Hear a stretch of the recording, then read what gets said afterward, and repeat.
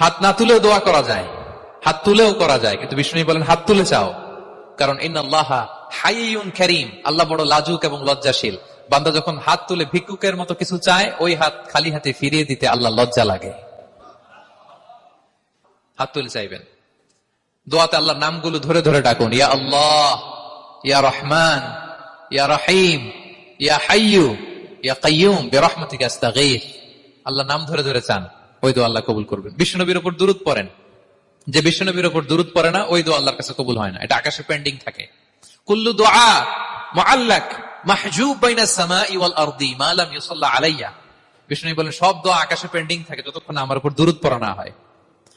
তা আপনি যে বলেন হুজুর আমার দোয়া কবুল হয় না, কেন হয় না বুঝছেন এবার? হ্যাঁ, নবীর উপর দুরূদ পড়েন নাই তো। আল্লাহুম্মা সাল্লি ওয়া সাল্লিম ওয়া বারিক আলাইহি।